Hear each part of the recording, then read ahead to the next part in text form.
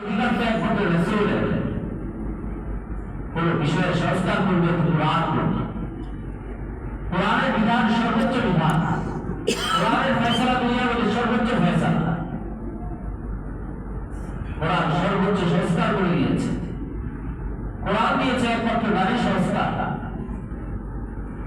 নারীর অধিকার দান করেছে একমাত্র কোরআন আর ইসলাম। দুনিয়ার কোন জাতি আগেও দেয়নি, বর্তমানও দিচ্ছে না, ভবিষ্যতে দিতে পারবে না।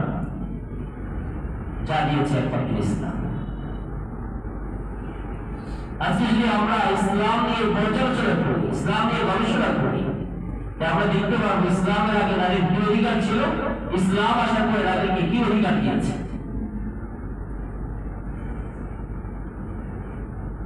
শুধু মুখে জিজ্ঞেস করলেই হবে না যে নারীর সংস্কার চাই, নারীর সংস্কারের নামে তার উপর জুলুম করলে হবে না, নারীর অধিকার নিশ্চিত করতে হবে। ইসলামের পক্ষে নারীর অধিকার নিশ্চিত করেছে। ইসলাম আসার আগে নারী ছিল মানুষের কাছে একটা অবহেলার বস্তু। নারী ছিল ইসলাম আসার আগে মানুষের কাছে একটা বিপদের বস্তু, লজ্জা আর অপমানের বস্তু। নারী ছিল তাদের চোখের কাটা। কেউ সে জানতে পারত তার নারী কন্যা সন্তান জন্মগ্রহণ করেছে, সে লজ্জায় মুখ ঢেকে ফেলত।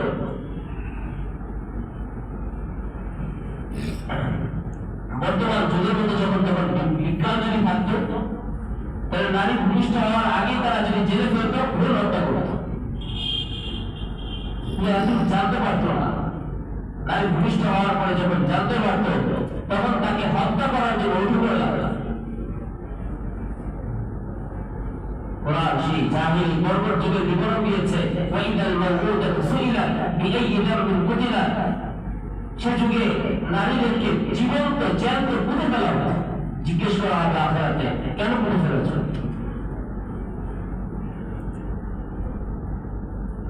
এক সাহাবী আল্লাহর রাসূল সাল্লাল্লাহু আলাইহি ওয়াসাল্লামের কাছে ইসলাম গ্রহণ করার পর এসেছে। এসে তার জীবনে এক রোমহর্ষক ঘটনার সে বিবরণ দিয়েছে। আল্লাহর রাসূল জাহিলি যুগে আমার অবস্থাটা এমন ছিল, আমি আমার এক বা একাধিক সন্তানকে জ্যান্ত পুঁতে ফেলেছি। একবার ঘটনা শোনাচ্ছে রাসূলকে, ইসলামী পর বর্ণনা করেছে। রাসূলকে আমি যখন ঘটনা শোনাই, রাসূলের চোখ দিয়ে পানি পড়ছে। আমার একটা কন্যা সন্তান হয়, আমি তাকে প্রথমেই জ্যান্ত পুঁতে ফেলার জন্য চিন্তা করেছিলাম, কিন্তু এই করতে করতে সন্তান আস্তে আস্তে বড় হয়ে যায়।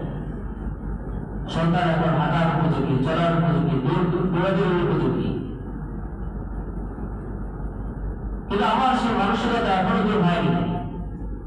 সন্তানকে জ্যান্ত পুঁতে ফেলতে হবে, তাদের এই চেহারা আমি সমাজে কিভাবে দেখায়? সন্তানের যখন বয়স হচ্ছে 6-7 এই ধরনের, তার মার কাছ থেকে আমি বিভিন্ন বাহানা দিয়ে তাকে ঘোরার উদ্দেশ্যে বাইরে নিয়ে গেলাম। এই বড় গরুগুলোর মধ্যে হাঁটছিলাম আর নিয়ে যাচ্ছিলাম। আগে থেকে আমি এক জায়গায় গর্ত করে রেখেছিলাম। গর্তের সামনে মেয়েকে বললাম, মা আমি এখানে একটা কূপ খনন করবো, এখান থেকে আমি পানি নিই, এই জন্য আমি তোমাকে নিচে আমি নামিয়ে দিই। বালতি বিপদ হয়ে যাচ্ছে, তবে বালতিতে মাটি ভরে দিবে আর আমি সেটা উঠিয়ে কূপটা খনন করবো। কমলমতি মেয়ে বাবার কথা শুনে সে বাবার কথাকে বিশ্বাস করে নিল, যে কথা সেই কাজ। বাবা তার মেয়েকে এই কূপের মধ্যে ফেলে দিল। নামানোর সাথে সাথে বাবার উপর থেকে মাটি ফেলা শুরু করলো। নিচ থেকে মেয়েটা চিৎকার করছে, বাবা কি করছো তুমি আমার? ওই সাহাবী আল্লাহর রাসূলকে বলেন, আল্লাহর রাসূল তারা একটা আওয়াজও আমার কানের মধ্যে আমি দিচ্ছিলাম না। তারা একটা ডাককে আমার কাছে কোনোটাই কোনো দয়ার ডাক মনে হচ্ছিল না। মাটি ফেলতে যখন তার হাঁটু পর্যন্ত ভরে গেল, সে আরো চিৎকার করছে। আরো মাটি ফেললাম, মুখ পর্যন্ত ভরে গিয়েছে, আরো চিৎকার করেছে। আমি মাটি আরো ফেলতে তার মাথা পর্যন্ত ঢেকে ফেলেছে। সাহাবী বলেন, রাসূল, অনেকক্ষণ পর্যন্ত তার আওয়াজ এসেছে আমার কানে। একসময় সে আওয়াজ তার স্তব্ধ হয়ে যায়। কি অবস্থা ছিল সেই যুগের মধ্যে! আল্লাহ রাসূল আল্লাহ রাব্বুল আলামিন কোরআনের মধ্যে বিবরণ দিয়েছেন, ওয়া ইযা বুশিরা আহাদুহুম বিল উনসা যাল্লা ওয়াজহুহু মুসওয়াদ্দান ওয়া হুয়া কাযীম। যখন তাদেরকে কোনো সুসংবাদ দেওয়া হতো যে আপনার কন্যা সন্তান জন্মগ্রহণ করেছে, তখন তার চেহারা কালো হয়ে যেত, মলিন হয়ে যেত। ইয়াতাওয়ারা মিনাল কওমি মিন সুই মা বুশিরা বিহি। অজান্তে আস্তে করে জনসমাজ থেকে সে আড়ালে চলে যেত। মানুষ তাকে অপমান করবে, অপদস্থ করবে, তোমার কন্যা সন্তান জন্মগ্রহণ করেছে। সেবার চিন্তা করতে থাকবে, আইয়ুসিবুহু আলা হুর আম ইয়াদুসুহু ফিত তুরাব।